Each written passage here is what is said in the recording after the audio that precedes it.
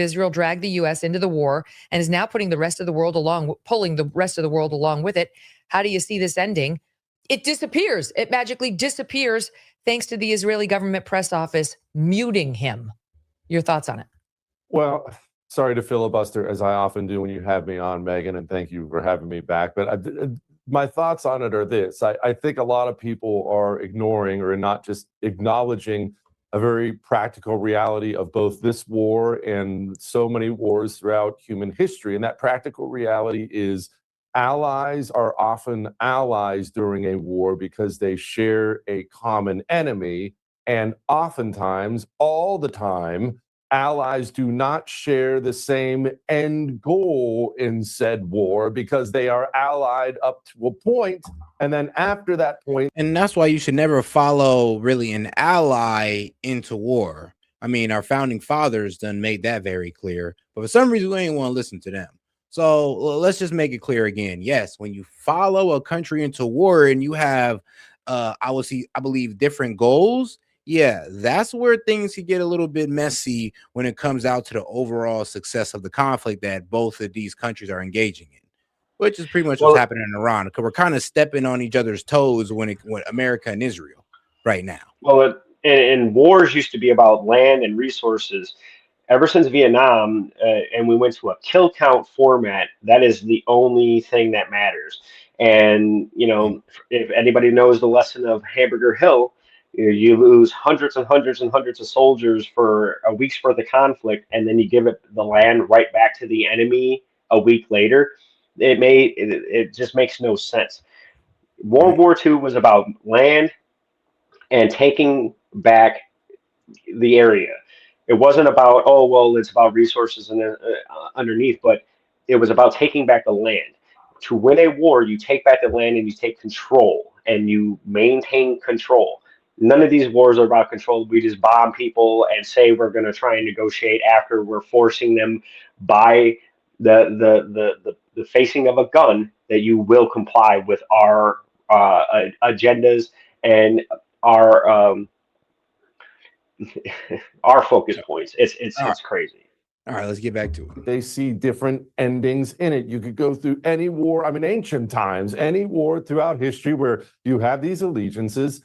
And that's what happens here. The United States of America hates Iran. Iran hates America. Israel hates Iran. Iran hates Israel. We are allied with Israel in the fact that we do not like Iran. We wanted the mullahs out, all these other things. We are allied in them up to that point. The Trump administration has to consider this. 66% of Americans believe he is not focused enough domestically. The Trump administration. Swear to God, bro, I called that out like in the beginning. Well, last year when I said, look, we're focusing too much on what's going on outside the United States and we need to focus on what's going on at home. What was it? Margie Taylor Greene said the same thing. He said she needs to park, like they need to park Air Force One wherever the hell they park it at, and he needs to sit in the White House and figure out domestic policies instead of worrying about what's going on in Venezuela, Cuba, Iran, like etc.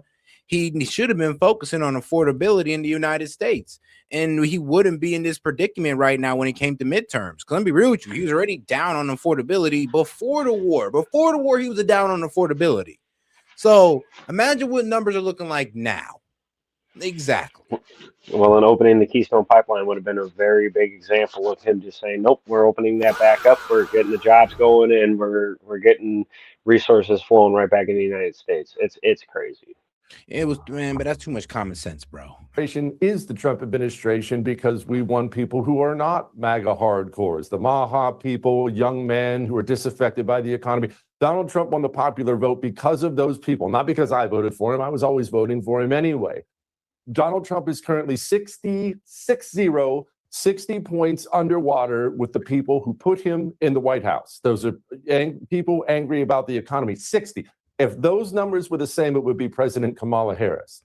They don't think he's focused enough domestically. Therefore, no matter what, we're in this now. Donald Trump needs an off-ramp. He has to get out and come home. All right, we killed the Ayatollah. We blew up a bunch of Iranians. Sounds good. Screw those scumbags anyway.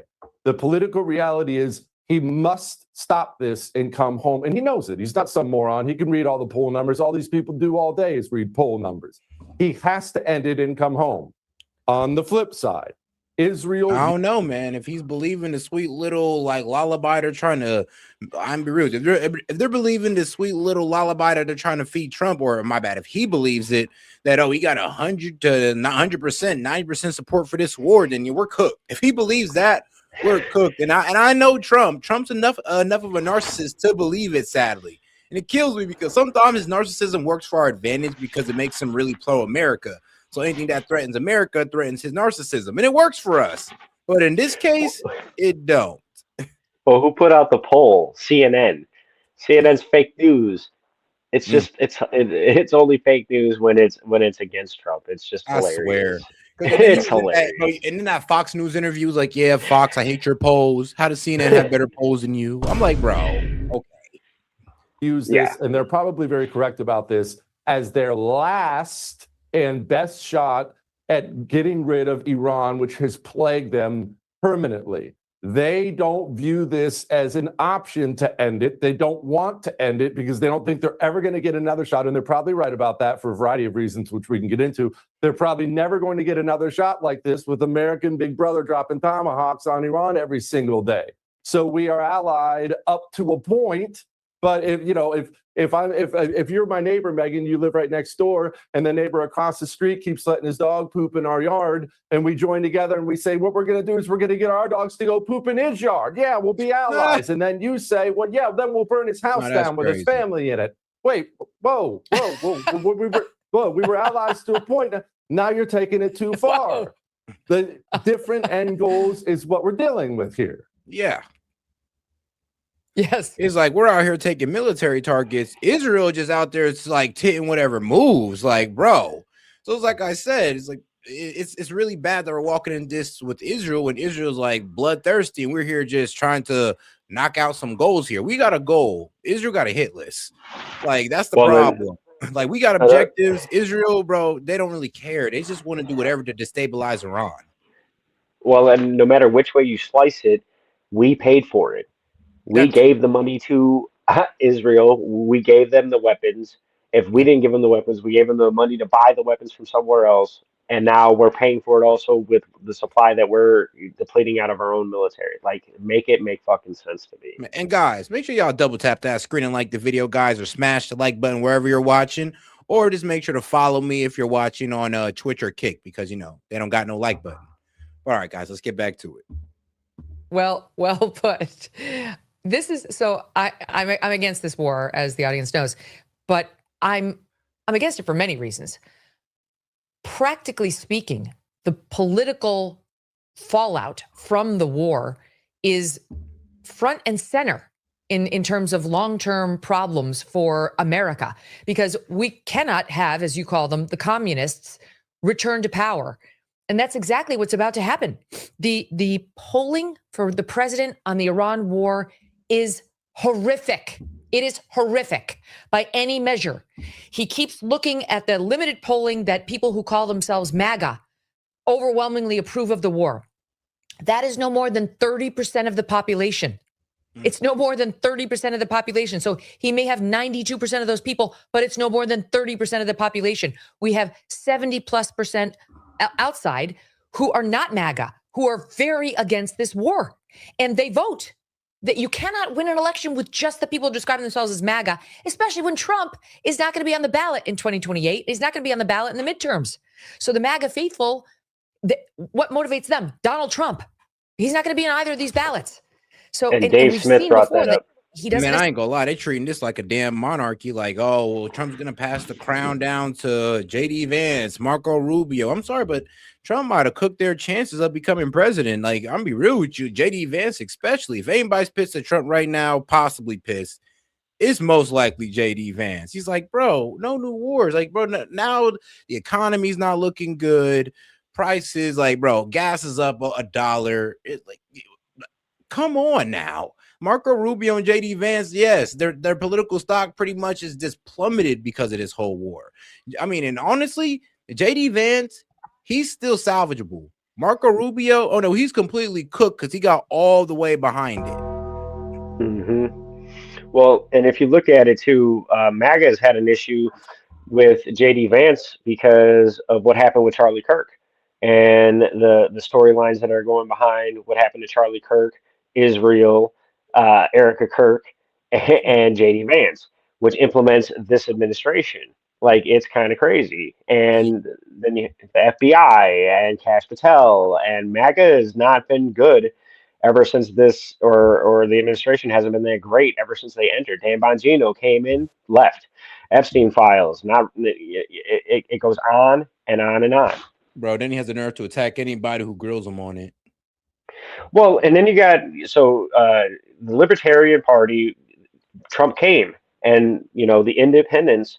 I'm sorry, but MAGA wants to say that, oh well, the independents didn't really have much to do with that election. No, independents actually swung that election for Trump. I'm sorry, and now they want accountability because you said no new wars. One of the principles of libertarians is we don't want global conflict. We don't want war. So to have fuckers like Lindsey Graham running his fucking mouth, guys like Mike Huckabee getting in front of Tucker Carlson talking about everything. Oh yeah, it's okay. They can take the land. It's probably good for them to take the land. Like, get out of my face with this bullshit. But all right, though, let's get through a quick little funny video, bro. So check this out, man. I'm go ahead and mute you, though, but let's get into this funny video because it's real. It's real. Forget it. I'm not with you. I'm with Israel. I will be with Israel to our dying day. If you enjoy having a cell phone, thank Israel for that. I came into Congress 13 years ago with the stated intention of being the leading defender of Israel in the United States Senate. Right. And I've worked every day to do that. Were there not an Israel, the United States of America would have to invent an Israel. Does that mean I think we should put the interests of America over Israel? No. It's one of the most important things I do, to watch, be the guardian of Israel. Israel today, Israel tomorrow, Israel forever. God bless you. Stand with me, with Israel, with our ally. There is no Palestinian state, no matter how many papers they put out. Our prayer is that America will always stay with Israel. I have said to people when they ask me if this capital crumbled to the ground, the one thing that would remain is our commitment to our aid. I don't even call it aid, our cooperation with Israel. It is up to Israel, and we should support our allies wherever they are when they're fighting the bad guys. Israel is our greatest ally. So to our allies in Israel and to the Jewish people around the world, my message to you is this: reinforcements are on the way. And he loves Israel too. True. So, yeah. I mean, Seth, why you always bring Israel into this, bro? Because they say it themselves. It's like they're literally telling us right to our face, like, bro, like, it's anti-Semitic. What, are they anti-Semitic too since they want to bring Israel up? Oh, okay. You can only bring Israel up when you're glazing them? Like, this is crazy. Like I said, they say it to our face, then they wonder why we're out here going like, yeah, I'm gonna be real with you. Look like Israel dragged us into this. Because all the main sponsors of the war are, well, be real with you, Israel's biggest supporters. Lindsey Graham, Mike Huckabee, Ted Cruz, Randy Fine, all of them support this war. Marco Rubio, of course. They didn't want to tell me I'm tripping. Man, that's probably why I'm shadow banned. I can't lie. Probably why. But it is what it is. Make sure y'all double tap the screen to help me beat the shadow ban, guys. Appreciate the support.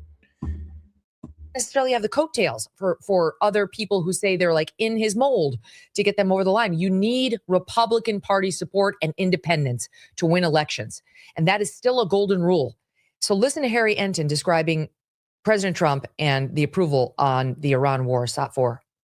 When there was this slew of initial polls that came out, the Fox News poll was the one initial poll that did not show that the war was unpopular. That has changed. Trump has lost his one good poll when it comes to the Iran war, because just take a look here. Net approval rating of U.S. military action in Iran. In early March, it broke even, right? 0 points. What that essentially means is 50% approved, 50% disapproved. But down it goes. Look at this now. The net approval rating for the U.S. military action in Iran, negative 16 points, just 42% of the Americans. Yes, as time goes on, more MAGA will be moving on. Or really just more independents will be moving on, now, honestly. Because sounds like MAGA, I mean, they're crashing out with Trump on this one. But it is what it is, though. I mean, look, look, I have no problem supporting the president, but I can't support the president with everything. And this is something that I'm going to put my foot down on because I just don't see how this benefits us. It's like y'all can call Iran the imminent threat all day, but I mean, apparently y'all forgot what an imminent threat is. Well, then that separates the cult from actual people that want to critically think and are more moderate than being, one side or the other. That's where the monopoly of Democrats and Republicans have had over our government and not allowed independents in to create more diversity of thought.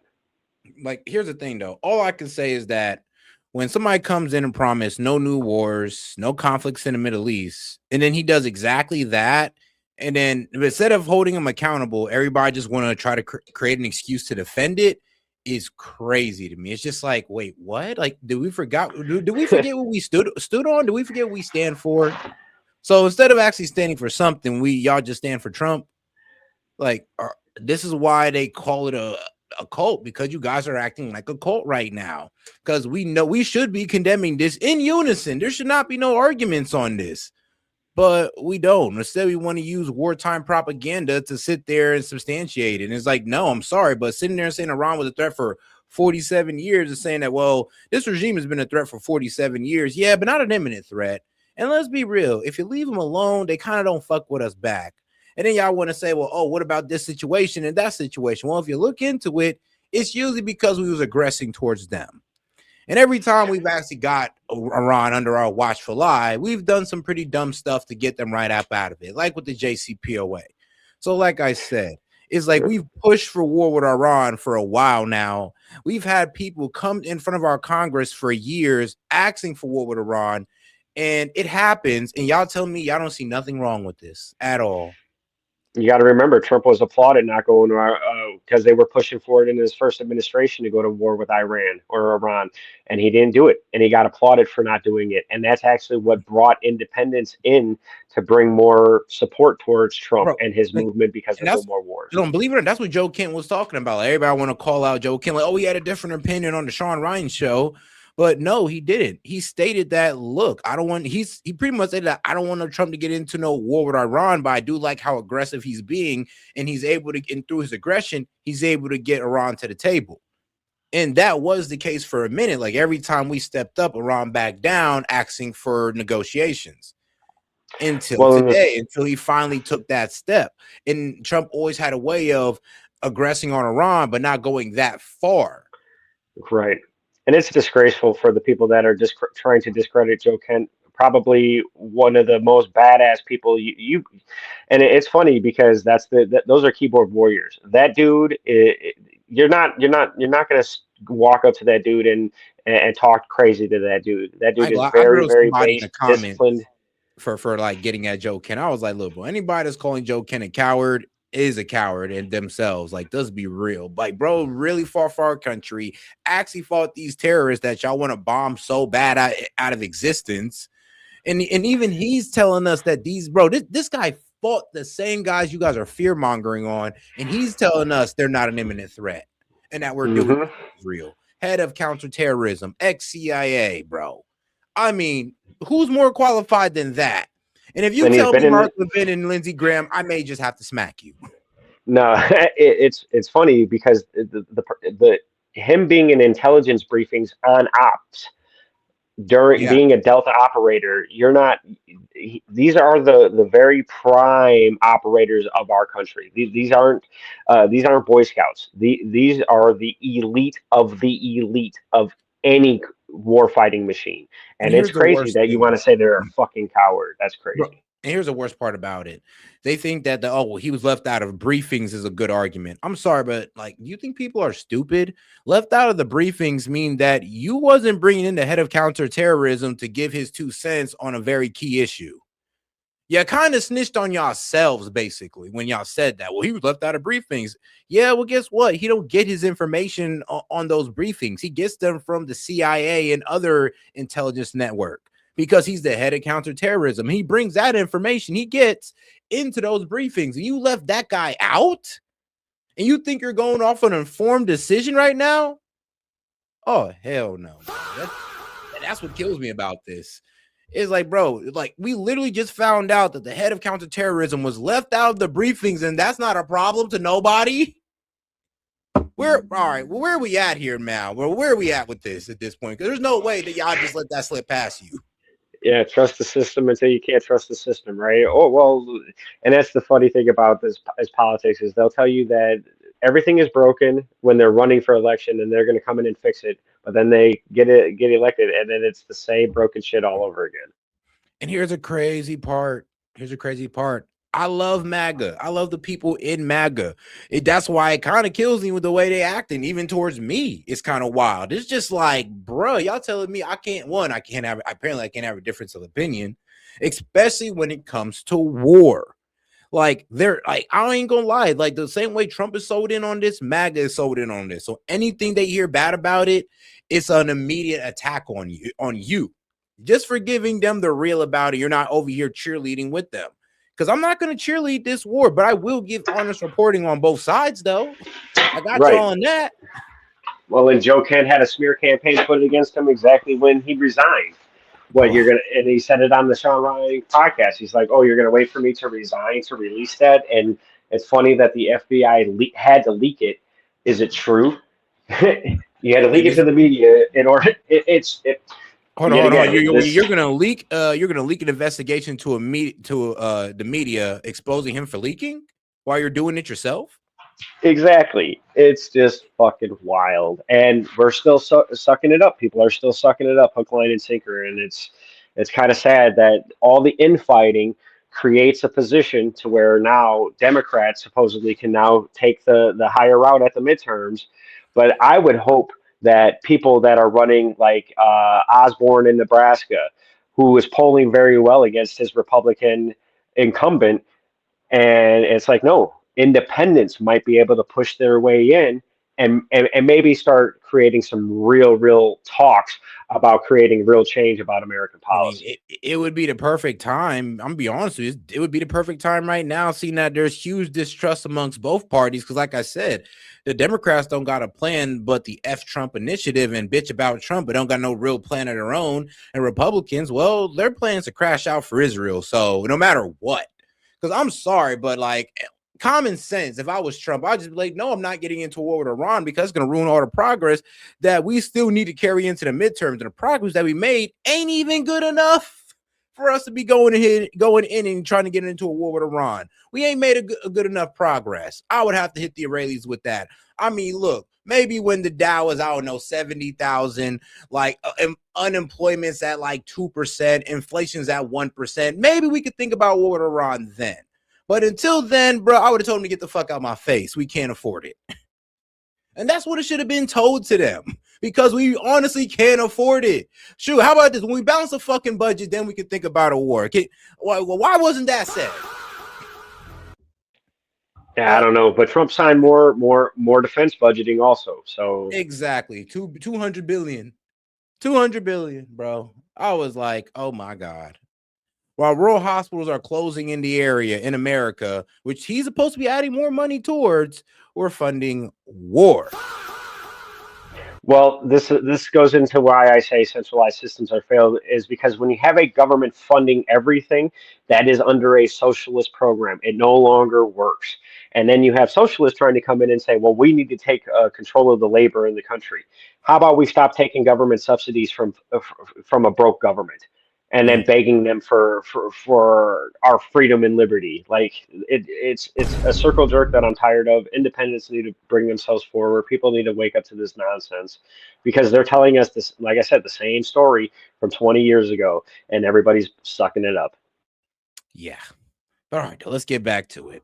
Public approve of it, 58% disapprove. So now we're looking at basically every single poll in which the clear plurality or majority of Americans disapprove with the U.S. military action in Iran, Trump can no longer point to a poll that actually shows that among the general public at large, that the American public actually approve of this military action. But look at Trump's handling of it. It's even worse. Oh my. Okay, Trump's net approval rating of Iran. Look at this. Overall, 28 points underwater. Very, very unpopular Donald Trump's actions are when it comes to Iran. And look at those in the center of the electorate. Look at independents.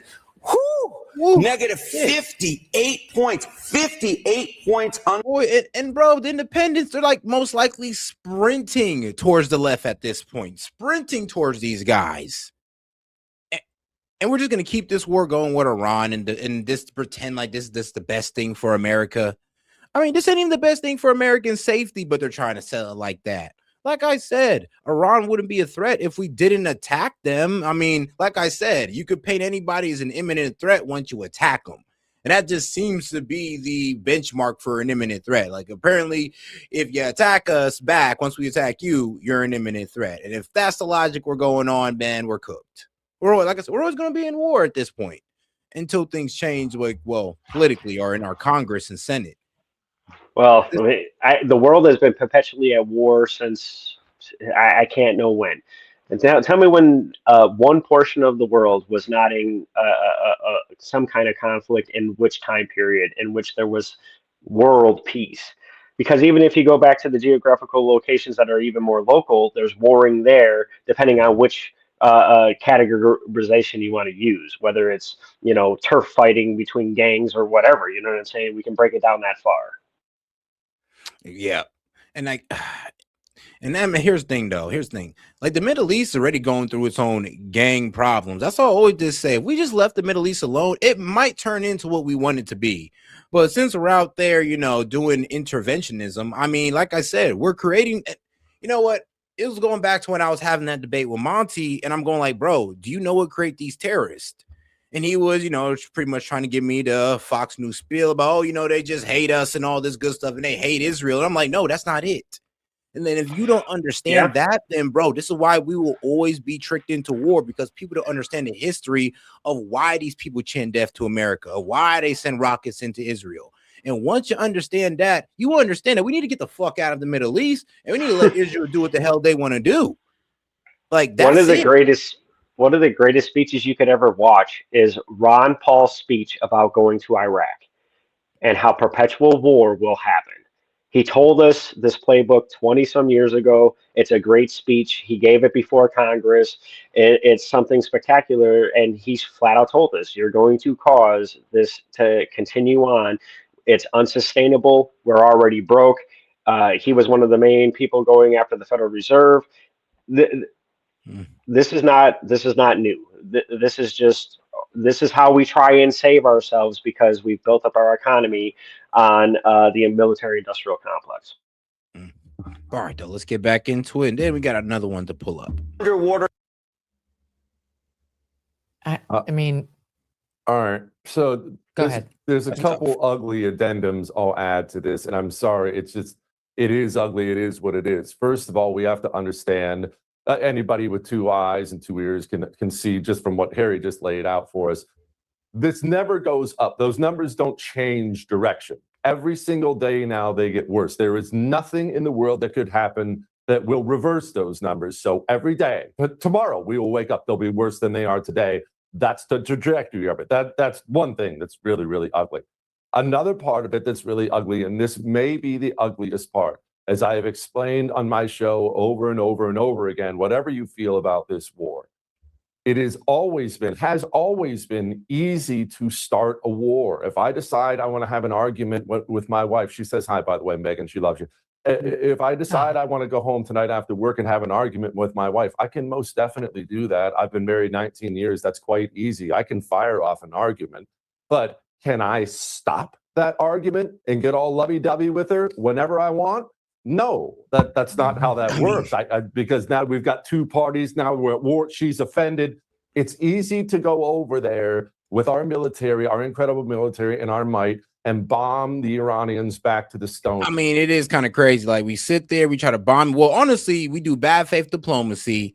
we sneak bomb you guys. We come behind Israel and sneak bomb you guys. We kill a whole bunch of little girls in the process. Then we sit down and be like, let's make a deal and let's be friends. Like, oh, and you're also gonna do everything that we tell you to do, and we expected them just to go along with that. Well, what I tell anybody that's pro-war is it doesn't matter until bombs are dropped on you or in your close proximity, or your front door is kicked in with people with level 4 plates, level 5 plates, and night vision, and then you know how real it is. And until you've been in that kind of situation, you've lived it. There's no way that you can justify it to me. And the American taxpayer should be livid. Man, you're damn near telling the American people, hey, you want to go try to live like a Palestinian child? Like, Well, it's turning it. What is everybody complaining about? Their quality of life, the cost of living. You can't afford food, can't afford housing. There's tent cities everywhere. You got people doing the fentanyl lean. I mean, what are we doing? The fentanyl lean is crazy. But no, I get what you're talking about. No, you're right. And this is, like I said, it's not going in the right direction. This war is definitely effing us up. I remember when I had to show all the, what was it? Trump's like, oh, the stocks are up. Actually, from last month, the stocks are down. Even the 6-month projection is down. So what are we doing? Like, well, we're not in a better place when it comes to the stock market. We're not in a better place when it comes to affordability. And then here's the thing. This is going to take time to recover from. And I'm not sure if the Republicans got that much time. So you can't sit here and try to fearmonger with them. Like, well, you're just going to vote in the guys that want to trans your children. Don't tell that to me, bro. Talk to the independents. I mean, they're the ones that might do it. And I can't even blame them for doing it because it was a whole lot of broken promises. And I can't sit there and tell somebody to stick around when, like, we told you to come to this side and there's some broken promises. I can't get mad when they walk through that door. I can't. I'll be real with you. I'd be a real dishonest bastard if I did. Please stick around while we lie to you in your face and keep doing what you don't want us to do. Please just stick around and just take it and just take it. Like, no. And people are unreasonable in a time of reason, and it drives me wild that you can't bring logic into these conversations. It always has to be sensationalism. It always has to be something that brings attention to that. It's like we need that 30-second pulse, that dopamine hit to get people's brains to wake up, and because they fall asleep on logic, because it's like, I'm bored. It's like, really. Right, man. Apparently it's that easy to get bored. But all right, now I did want to get into let's see here. You know what? Do I want to do Mehdi Hassan or Alex Jones on the Hodge Twins podcast? Well, no, let's do a little bit of Alex Jones, because Alex Jones, he was a Trump apologist, bro. He was really hanging on, bro. I was hanging on with that. I can't even be mad. No, I was a Trump apologist too, though, at that time. So let me take accountability for that as well. I was hanging on for hope too.